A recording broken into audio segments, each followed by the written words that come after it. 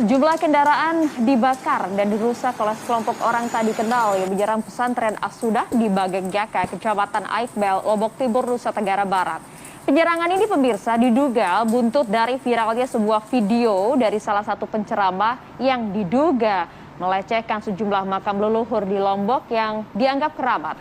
Potongan video tersebut menyebar di media sosial. Dugaannya menjadi penyulut aksi penyerangan pengerusakan tersebut. Jadi massa ini merusak sejumlah fasilitas pesantren, kemudian membakar juga serta merusak sejumlah kendaraan roda 4 maupun roda 2 yang saat itu terparkir di pesantren tersebut.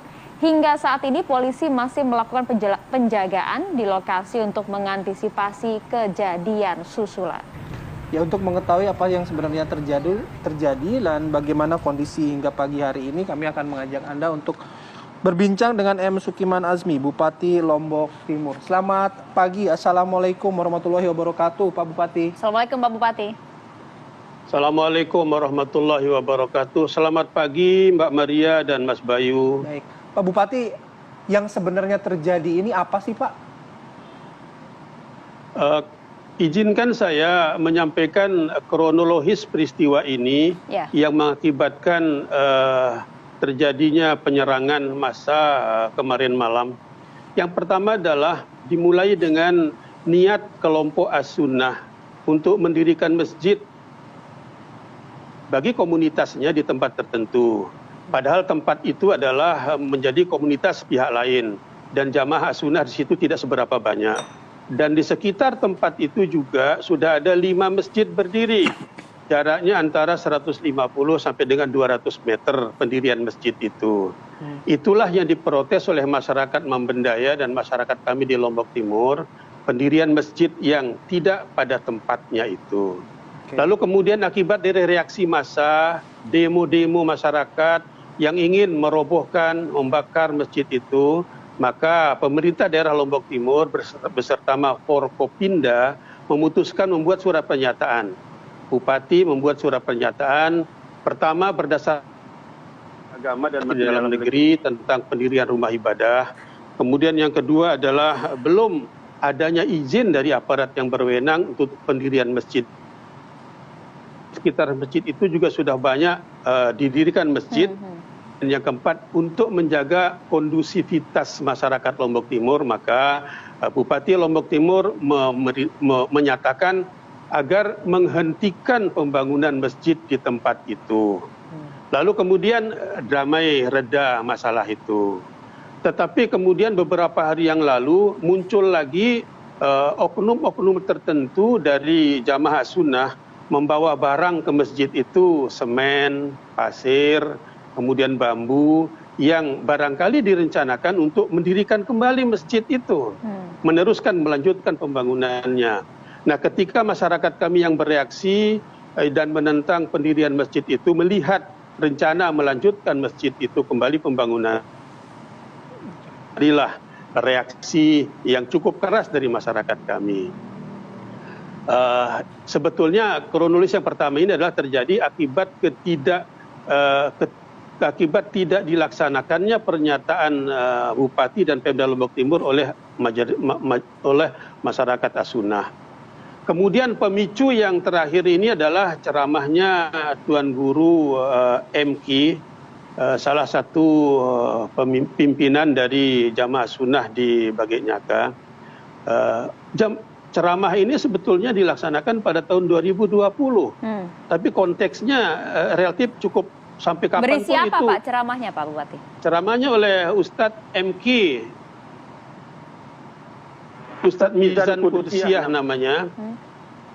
Dan ada beberapa tempat yang selama ini diziarahi oleh masyarakat kami di Lombok Timur maupun di Lombok, beberapa tempat makam-makam yang dianggap keramat, katakanlah begitu, selama ini diziarahi oleh masyarakat kita, dan itu dikatakan oleh Ustadz Mizan Qudsiah dengan ungkapan atau pernyataan yang tidak pada tempatnya, sehingga membangkitkan kembali emosi dan gejolak masyarakat kembali, dan pada puncaknya adalah pada malam kemarin. Oke, baik. Pak Bupati, mungkin begini ya Pak, selain salah satu potongan ceramah dari Tuan Guru yang memimpin pesantren As-Sudah tersebut, apakah kemudian ada hal-hal sentimental lain begitu Pak Bupati yang dirasakan oleh masyarakat sekitar, kemudian dengan tidak menerimanya ada pembangunan masjid di sana? Kalau misalnya kita bertabayun begitu ya Pak, masyarakat melihatnya semakin banyak masjid, semakin banyak masyarakat bisa beribadah dengan jarak lebih dekat, kan itu hal baik begitu. Ya, saya pikir tidak ada masalah yang lain, Mbak Maria, yang memicu peristiwa ini. Hanya pendirian masjid ditambah dengan pernyataan Ustadz Mizan Qudsi pada tahun 2020 itu yang konteksnya sekarang diangkat kembali. Saya kira itu saja, Mbak, penyebabnya. Baik, Pak Bupati, tapi kondisi saat ini memastikan bahwa tidak ada lagi gesekan, tidak ada friksi dengan antar komunitas begitu Pak, dengan berangkat dari peristiwa ini bagaimana Pak? Yang pertama, Ustadz Mizan Qudsi sudah memberikan klarifikasi atas pernyataannya. Kemudian yang kedua, kami aparat Pemda Lombok Timur beserta Forkopimda cukup tanggap terhadap reaksi masyarakat ini. Dan insya Allah pada hari ini kami akan bertemu semua pihak. Dari semua unsur kita pertemukan di Pemda Lombok Timur untuk membahas penyelesaian apa yang harus kita lakukan dalam rangka menghadapi masalah ini. Kami berharap jika ada person komunitas tertentu yang berkeberatan dengan pernyataan Ustadz Mizan Qudsi itu, saya pikir lebih baik langsung mengambil langkah-langkah hukum saja. Karena puncak masalahnya nanti akan kita dapat selesaikan secara bersama-sama. Tapi sekali lagi Pak Bupati, untuk memastikan saling menghormati gitu Pak di tengah-tengah aktivitas masyarakat, mungkin Pak Bupati juga sudah dan jajaran sudah memikirkan skenario-skenario atau kebijakan-kebijakan tertentu gitu Pak. Ya, berdakwah itu kan dengan cara santun, Pak. Tidak menghujat, tidak menghina orang lain. Sebetulnya kita ini kan sama, komunitas Islam di Lombok Timur itu sama semuanya. Ada Nahdlatul Wathon, ada Nahdlatul Ulama, ada Marakit Taklimat, ada Muhammadiyah, ada berbagai komunitas yang lain. Selama ini akur-akur saja, damai-damai saja, tidak ada yang saling bertentangan. Tetapi ketika salah satu oknum menghijat umat yang lain, ya katakanlah menganggap dirinya yang paling baik, yang paling bersih dan sebagainya, sedangkan komunitas yang lain itu dianggap tidak seperti mereka, maka hal itu menjadi pemicu daripada masalah-masalah yang kita hadapi sekarang ini. Baik. Oke, tapi pemerintah tentunya hadir di sana untuk menenangkan kondisi masyarakat di bawahnya. Baik, terima kasih Pak Muhammad Sukiman Azmi, Bupati Lombok Timur. Salam sehat Pak Bupati, salam juga untuk jajaran di sana. Insyaallah. Assalamualaikum warahmatullahi wabarakatuh. Waalaikumsalam warahmatullahi wabarakatuh.